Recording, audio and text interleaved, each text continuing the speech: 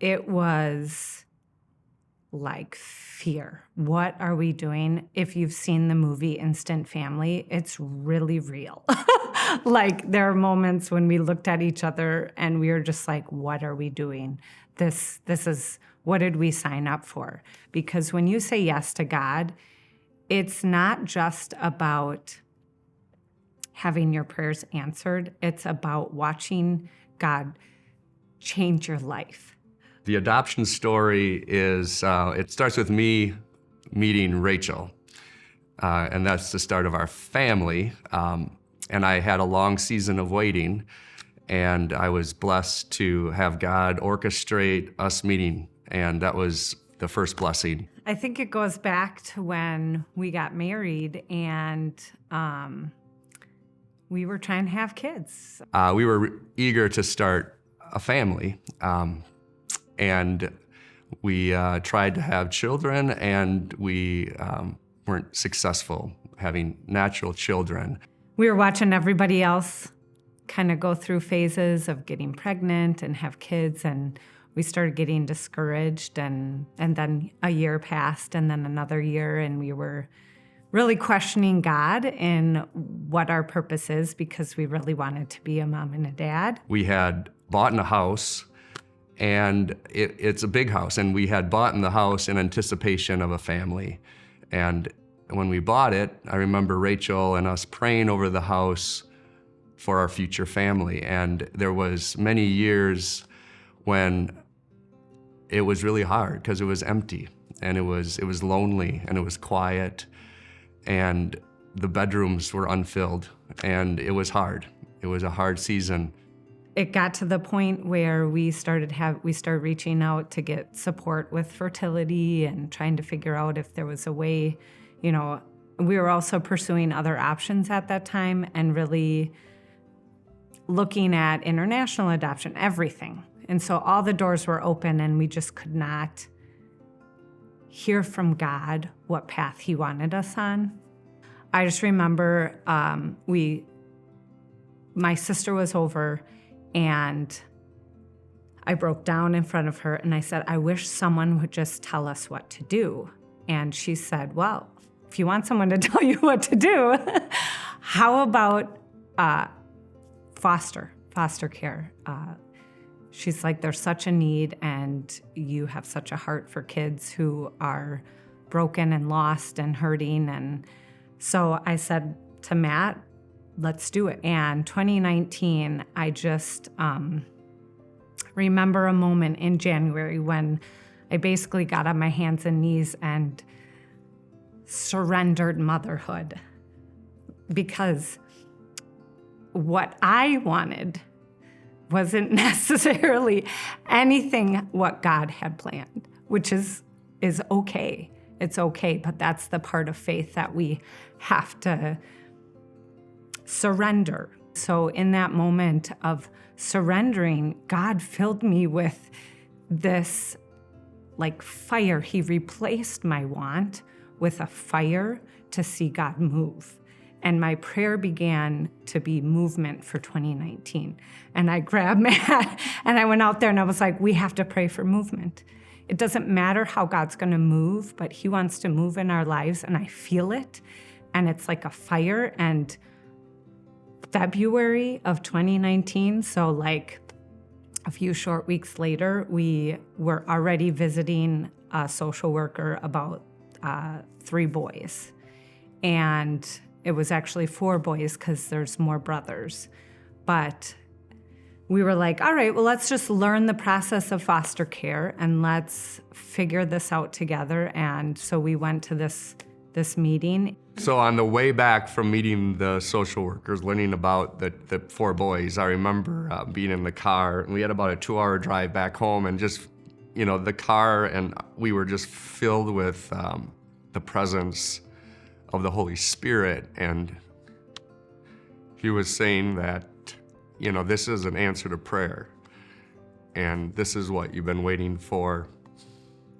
And we felt a lot of peace after years of not feeling peace.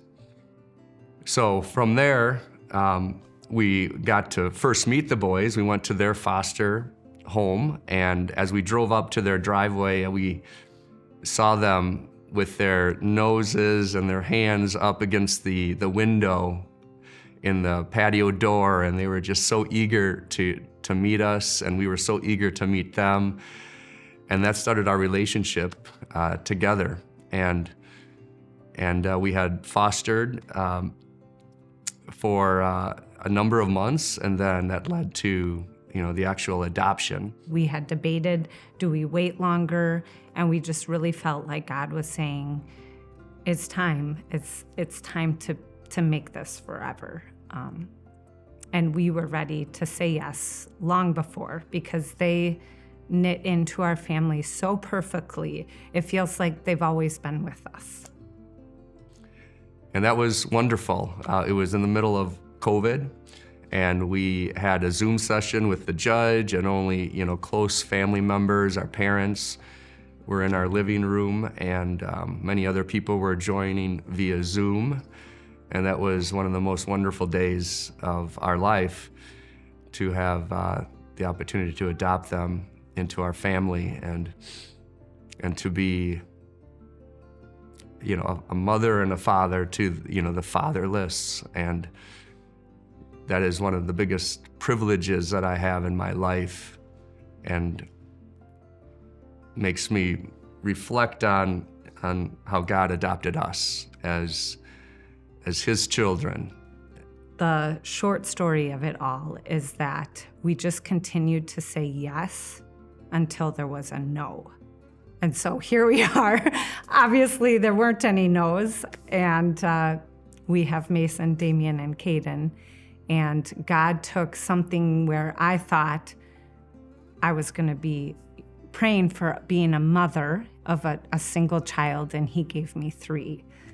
It was awesome and exciting and terrifying and hard at the same time, all rolled up into one. And they're such a blessing, and he answered it in a way that shows that he is a loving God.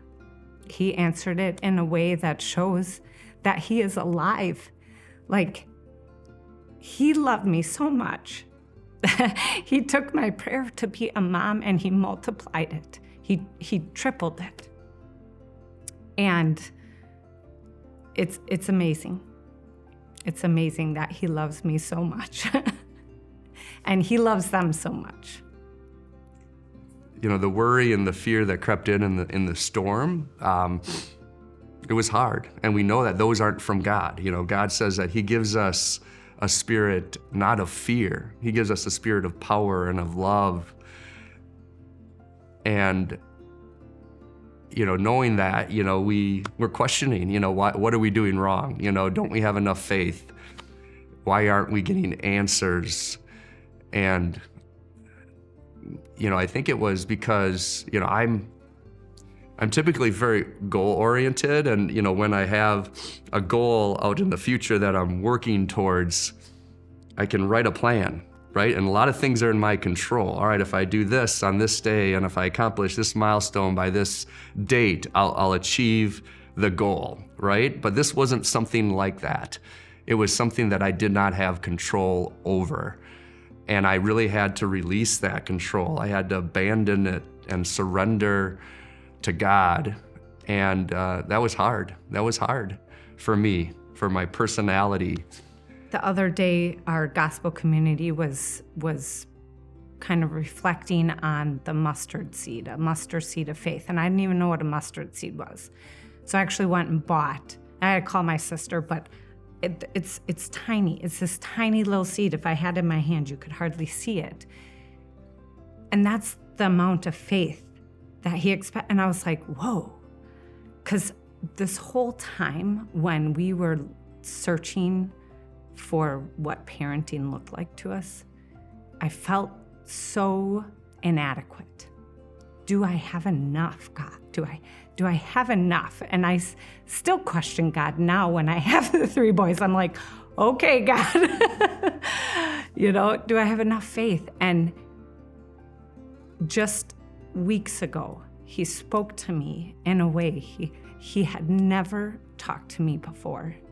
And he said, while you thought you had such little faith, I had so much faith in you that I gave you 3 of my children to love. And I just remember feeling so loved, like so adequate. And this is years after the boys have been with us for almost as much as they've been without us. But it took pausing and looking at his word for him to speak to me so clearly and say so beautifully his love for me. You know, it really wasn't about me. It was, like I said, a surrender that it is God's kingdom that we're trying to fulfill here on this earth. And his glory and his power, not mine, not Rachel's. And when we acknowledge that, I think that's when there was some relief and there was some comfort knowing that it's not about us. We're putting too much pressure on us to figure this out. And that surrender really was how we went deep with the Lord. And it's so great that we get to share this story on Easter. I asked Pastor Andy, I'm like, why Easter, you know? And it's a perfect time because God is alive and his love is so great for his children. And if he can fill me with such love for my children, I can't even fathom his love for me, but his love for everyone. And it's pretty amazing.